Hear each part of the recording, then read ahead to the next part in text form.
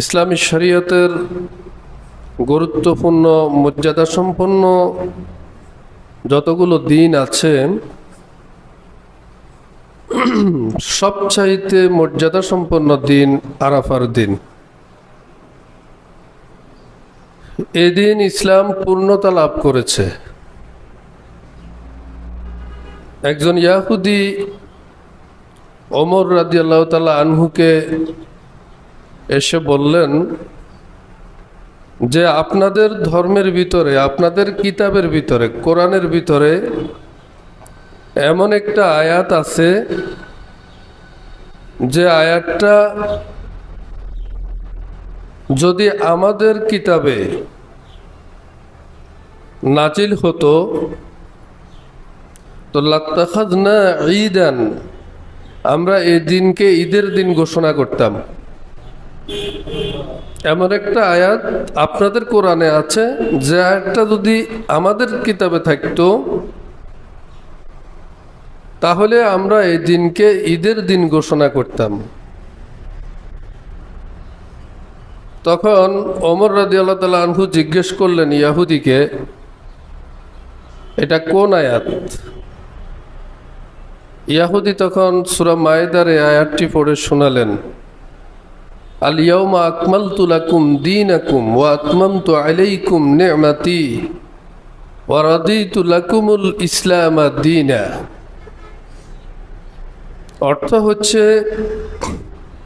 আজ আমি তোমাদের জন্য তোমাদের দিনকে পূর্ণতা দান করলাম, সুবহানাল্লাহ, এবং আমার সকল নেয়ামতকে তোমাদের জন্য পরিপূর্ণ করে দিলাম। আর কিয়ামত পর্যন্ত তোমাদের জন্য একমাত্র জীবন ব্যবস্থা হিসেবে আমি আল্লাহ ইসলাম ধর্মের উপরে রাজি হয়ে গেলাম, সুবহানাল্লাহ। এই কথা বলার পর ওমর রাদিয়াল্লাহু তাআলা আনহু বললেন, কদ আরাফনা যালিকাল ইয়াউম ওয়াল মাকান আল্লাযী নাযালাত ফীহি আলান নবী সাল্লাল্লাহু আলাইহি ওয়াসাল্লাম, যে আমরা জানি এই আয়াত নবী করিম সাল্লাল্লাহু আলাইহি সাল্লামের উপর কখন, কোন দিন, কোথায় অবতীর্ণ হয়েছিল। ওয়া হুয়া কায়িমুন বিআরাফা ইয়াউমা জুমআ, এই আয়াত যখন নাজিল হচ্ছিল তখন রাসূলুল্লাহ সাল্লাল্লাহু আলাইহি সাল্লাম আরাফায় দাঁড়িয়েছিলেন, সুবহানাল্লাহ, এবং সেই দিন ছিল জুমার দিন। জুমাবারে এই আয়াত নাজিল হয়েছে। মুফাসসিরিন কিরাম বলেন যে এই আয়াতই কোরআনুল কারীমের শেষ আয়াত, যা নাজিল হওয়ার মাধ্যমে কোরআন নাজিলের পালা শেষ হয়ে গিয়েছে এবং আর প্রয়োজন আল্লাহ মনে করেননি। 6236টি আয়াত দিয়ে 30 পারার একখানা কোরআন মানব জাতির ইহকালীন পরকালীন দুনিয়ার সমস্ত কাজ, ব্যবসা বাণিজ্য, রাজনীতি, সমাজনীতি, অর্থনীতি, পররাষ্ট্রনীতি, রাষ্ট্র পরিচালনা, সকল কিছু আল্লাহ যা প্রয়োজন মনে করেছেন তার সবই এই কোরআনে নাজিল করে দিয়ে আল্লাহ ইসলামকে পূর্ণতার ঘোষণা দিয়েছেন এই আয়াতের মাধ্যমে, সুবহানাল্লাহ। আর সেটি ছিল আরাফার দিন। এদিক থেকে আরাফার মর্যাদা অনেক বেশি। এছাড়াও আরাফার দিনকে রাসূলুল্লাহ সাল্লাল্লাহু আলাইহি সাল্লাম ঈদের দিন ঘোষণা করেছেন, সুবহানাল্লাহ। قال رسول الله صلى الله عليه وسلم يوم عرفة ويوم النحر وأيام التشريق عيدنا أهل الإسلام, সুবহানাল্লাহ। রাসূলুল্লাহ সাল্লাল্লাহু আলাইহি সাল্লাম বলেন, যে আরাফার দিন ঈদুল আজহার কোরবানির দিন, ওয়া আইয়ামুত তাশরিক, এবং তার পরের 3 দিন আমরা যেটাতে তাকবীরে তাশরিক পড়ি, কোরবানির পরের আরো 3 দিন, এই 3 দিনও মূলত কোরবানির দিন। কেউ যদি ইচ্ছে করে যে প্রথম দিন কোরবানি দিতে পারে নাই, সে দ্বিতীয় দিন দেবে, দ্বিতীয় দিন দিতে পারে নাই, সে তৃতীয় দিন দেবে, কোনো অসুবিধা নাই। এই আইয়ামে তাশরিকের দিনগুলো এবং ইয়ামুন নাহর কোরবানির দিন, মূল দিন ইয়ামে আরাফা, আরাফার দিন, এই দিনগুলো ঈদুনা আহলুল ইসলাম, মুসলমানদের জন্য ঈদের দিন। সুবহানাল্লাহ। ওয়াহিয়া আইয়ামু আকলে ওয়া শুরবে, আর এই দিনগুলো হচ্ছে খাওয়া এবং পান করার দিন। ইমাম আবু দাউদ বিশুদ্ধ সনদে হাদিস বর্ণনা করেছেন। এছাড়া আরাফার দিনের আরো অনেক ফজিলত রয়েছে। সিয়ামু ইয়াউমি আরাফা আতাসিবু আলাল্লাহি আন ইউকাফিরা আস-সানাতা আল্লাতী ক্বাবলাহু ওয়া সানাতা আল্লাতী বা'দাহু। রাসূলুল্লাহ সাল্লাল্লাহু আলাইহি সাল্লাম বলেন, আরাফার দিনের একটি রোজা আমি আশা করছি আমার আগের 1 বছরের এবং পরের 1 বছরের গুনাহ আল্লাহ মাফ করে দেবেন। সুবহানাল্লাহ। এটা এতটাই গুরুত্বপূর্ণ। তো এরকম মর্যাদা সম্পন্ন নফল সিয়ামের ভিতরে খুব কম আছে যে একটা সিয়াম আগের 1 বছর এবং পরের 1 বছরের গুনাহগুলি মাফ করে দেয়। মা মিন আইয়ামিন আকসার মিন আন ইউতিকাল্লাহু ফীহি আবদান মিনান নার মিন ইয়াউমি আরাফা। রাসূলুল্লাহ সাল্লাল্লাহু আলাইহি সাল্লাম ইরশাদ করেন যে আরাফার দিনে এত বেশি সংখ্যক মানুষকে আল্লাহ মাফ করে দেন যা আর অন্য কোনো দিন মাফ করেন না। সুবহানাল্লাহ। অন্য বর্ণনা এসেছে আরাফার দিন শয়তান রাস্তার উপরে বসে বসে চিৎকার করছে আর কান্না করছে এবং তার মাথার চুলগুলোকে সে ছিঁড়ে ফেলছে যে আজকে যে দলে দলে এই মানুষগুলো আরাফাতে একত্রিত হচ্ছে, আল্লাহ তো এদের সবাইকে আজকে মাফ করে দিবে। এই জন্য শয়তান ক্ষোভে গোসায় থাকতে পারছিল না। হয় যে এমনই একটা নেয়ামতের নাম, এমনই একটা নেয়ামত, আল্লাহ আমাদের সকলের নসিব করে দাও। সুতরাং আরাফার দিনে ব্যাপকভাবে মানুষকে ক্ষমা করে দেওয়া হয়, যেটা অন্য কোনো দিন করা হয় না। ওয়া ইন্নাহু লায়াদনু, আর এদিন আল্লাহ বান্দার নিকটবর্তী হন, কাছাকাছি আসেন। সুম্মা ইউবাহি বিহিমুল মালাইকা ফায়াকুলু মা আরাদা হাউলাই, তারপর তিনি ফেরেশতাদের সাথে গর্ব করেন আর ফেরেশতাদেরকে বলেন, জিজ্ঞেস করেন এরা এখানে কেন এসেছে। সুবহানাল্লাহ। এরা এখানে কেন এসেছে ফেরেশতাদেরকে জিজ্ঞেস করেন। কারণ আদম সৃষ্টি করার সময় ফেরেশতারা একটু মাথা নেড়েছিল যে আল্লাহ আপনি এদেরকে কেন বানাবেন। নাহনু নুসাব্বিহু বিহামদিক ওয়া নুকাদ্দিসু লাক, আমরা তো আপনার তাসবিহ করছি, প্রশংসা করছি, আপনার গুণকীর্তন করার জন্য তো আমরা যথেষ্ট মনে করছি, এরপরে আবার আদম বানাতে হবে কেন। আল্লাহ পাক কি জবাব দিলেন, ইন্নী আ'লামু মা লা তা'লামুন, খবরদার আমি যা জানি তোমরা তা জানো না, আমার জ্ঞানে যা আছে তোমাদের জ্ঞানে তা নাই। সুতরাং কেন আদম বানালাম, এই জন্য এরকম রাওয়ায়েত অনেক আছে যেখানে আল্লাহ বিভিন্ন সময় ফেরেশতাদেরকে ডেকে বলেন, দেখ তো এরা কি করে, এটা বুঝানো এটাই যে তোরা আদম সৃষ্টি করতে নিষেধ করেছিলি, আর সে আদম কেন সৃষ্টি করলাম আর ওরা কি করে দেখ। সুবহানাল্লাহ। আল্লাহ গর্ব করেন।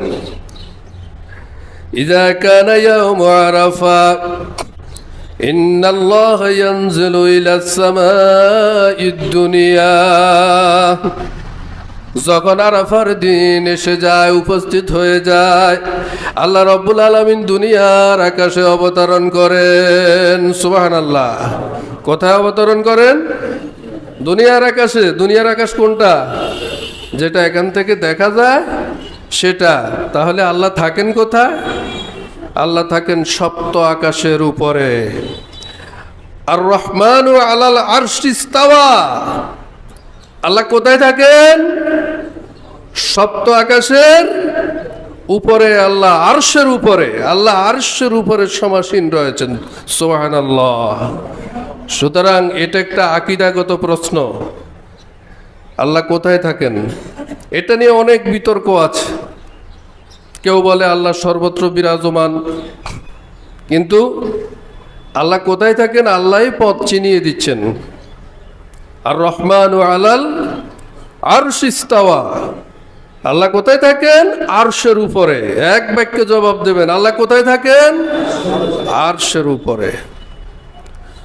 সুতরাং ওখান থেকে তিনি দুনিয়ার আকাশে অবতরণ। আল্লাহ যদি সর্বত্র বিরাজমান হন তাহলে তো তিনি আরাফাতেও আছেন, তাহলে আসার তো আর প্রয়োজন নাই। আপনি যদি এই মসজিদেই থাকেন তো আপনি মসজিদে আসেনই, আর জুমায় আসবেন কোথায়? ঠিক না? আল্লাহ যদি সর্বত্র বিরাজমান হন তাহলে আল্লাহ তো আরাফাতে আসেনি, আর আসবেন কোথায়? ঠিক কি না? তা আল্লাহ সর্বত্র বিরাজমান নন বলেই আল্লাহ প্রথম আকাশে অবতরণ করেন। সুবহানাল্লাহ।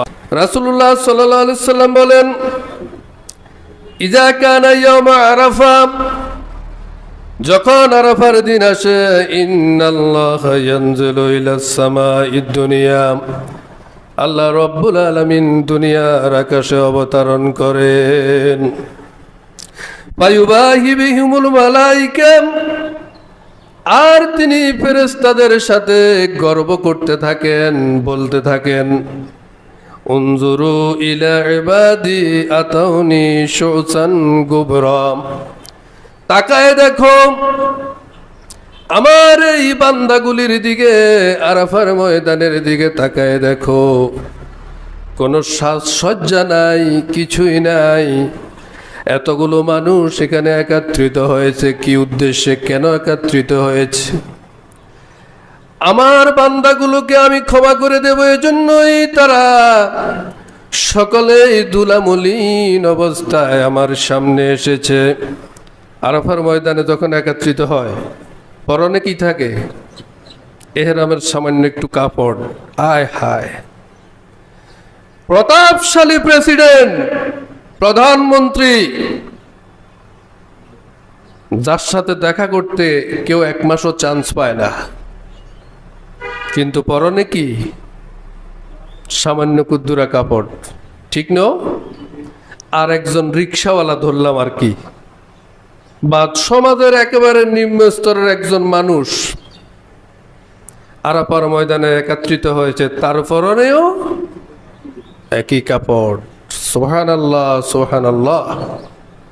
এই এক সর্বহারার বেশ, যে দুনিয়ায় সব হারিয়েছি আমি, একজনের খোঁজে আমি এখন পাগল পারা হয়ে গেছি। তাদের অ্যাটিটিউডটা এমনই থাকে, দুলামনির অবস্থা। রাসূলুল্লাহ সাল্লাল্লাহু আলাইহি সাল্লাম আরাফাতে এভাবে মুনাজাত করেছিলেন, আনাল বাইসাল ফকির, ও আল্লাহ আমি হচ্ছি একেবারে নিঃস্ব থেকে নিঃস্ব একজন দরিদ্র। সুবহানাল্লাহ। এই দরিদ্রতার কথা টাকা পয়সার দৃষ্টিকোণ থেকে বলা হয় নাই। এই দরিদ্রতা হচ্ছে যে তোমার সাথে মোলাকাত করার, দেখা করার জন্য যে পুঁজি প্রয়োজন তার কিছুই আমার নাই। সুবহানাল্লাহ। একেবারে কিছুই নেই। জাঁকজমকপূর্ণ একটা পোশাকও নিয়ে তোমার সামনে আসতে পারেনি, কবরের পোশাকটাই ঠিক অনুরূপ ছোট্ট একটা পোশাক পরে আমি সবকিছু ছেড়ে তোমার সামনে এসেছি। সুবহানাল্লাহ। উনজুরু ইলা ইবাদি, এই ফেরেশতারা আমার বান্দাদের দিকে তাকাও, আরাফাতের দিকে তাকায় দেখো, আতাউনি শুসান গুবরা, কেমন করে তারা ধুলামলিন অবস্থায় আমার সামনে এসেছে। সুবহানাল্লাহ। আমি তাদেরকে মাফ করে দেব, তাদেরকে আমি মাফ করে দেব।